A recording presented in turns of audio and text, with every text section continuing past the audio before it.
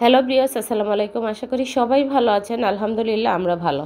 ফিরে আসলাম আপনাদের মাঝে নতুন এক রেসিপি নিয়ে। এখানে 250 গ্রাম টমেটো আছে, আমি কেটে নিয়েছি ধুয়ে পরিষ্কার করে। এটা দিয়ে মজার এক রেসিপি করব। আশা করি আজকের রেসিপিটা আপনাদের ভালো লাগবে। সরিষার তেল দিয়ে দিলাম 4 টেবিল চামচ, তারপরে একটা পেঁয়াজ কুচি করে দিয়েছি, দিয়ে দিলাম 2 কোয়া রসুন কুচি। কয়েক সেকেন্ড ভেজে নিয়ে রেসিপিটা খুবই মজার এক রেসিপি, সৌদি আরবে খুবই জনপ্রিয় একটা রেসিপি। অনেক কষ্ট করে সৌদি আরবে যারা থাকে তাদের কাছ থেকে সংরক্ষণ করেছি আপনাদের জন্য। আশা করি আজকের রেসিপি আপনাদের কাছে খুবই ভালো লাগবে। আমি খুব সহজ করে দেখানোর চেষ্টা করছি। রেসিপিটা যদি ভালো লাগে তাহলে লাইক, কমেন্ট, শেয়ার করে ফেসবুক পেজটি ফলো করবেন আর ইউটিউব চ্যানেলটি আমার সাবস্ক্রাইব করে দিবেন। 1 চামচ দিয়েছি মরিচের গুঁড়া, 1 চামচ দিয়েছি হলুদের গুঁড়া। মশলাটা একটু কষিয়ে তারপর আমি এখানে টমেটোগুলো অ্যাড করে দিয়েছি।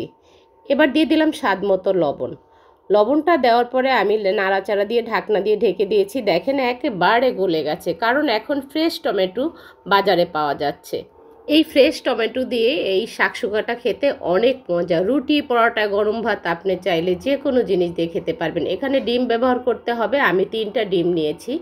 আপনারা চাইলে একটা ডিম দিয়েও করতে পারেন। এই শাকশুকাটা এভাবে রান্না করে যারা আগে খেয়েছেন তারা তো জানেনই এর স্বাদ কতটা বেশি, আর যারা এখনও খান তারা চাইলে শাকশুকা রেসিপিটা একবার বাসায় ট্রাই করতে পারেন। এর মজা কতটা বেশি না খেলে মিস করবেন।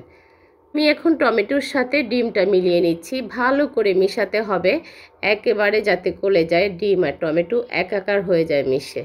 এখানে বাড়তি আর কোনো মশলার প্রয়োজন নেই, কেননা আমি ফ্রেশ ধনিয়া পাতাটা দিব। ধনিয়া পাতার আলাদা একটা ফ্লেভার আছে, এটা দিলে আর কোনো মশলার প্রয়োজন হয় না। সকালে নাস্তা খাওয়ার জন্য আমি শাকশুকাটা করছি। সকালে নাস্তা খাওয়ার জন্য আমি সপ্তাহে 3 থেকে 4 দিন এই শাকশুকাটা করে থাকি, আমাদের বাসায় খুবই পছন্দ করে। এখানে এবার অ্যাড করে দিয়েছি 2টা কাঁচামরিচ কুচি আর ধনিয়া পাতা।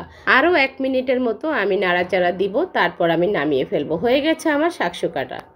দেখেন দেখতে কত লোভনীয় হয়েছে, খেতে হয়েছে অসাধারণ। যে কেউ ছোট বড় এটা পছন্দ করবে, স্বাস্থ্যের জন্য খুবই ভালো, ফ্রেশ একটা খাবার। আজকে এ পর্যন্তই। সবাই ভালো থাকবেন, সুস্থ থাকবেন। আসসালামু আলাইকুম, আল্লাহ হাফেজ।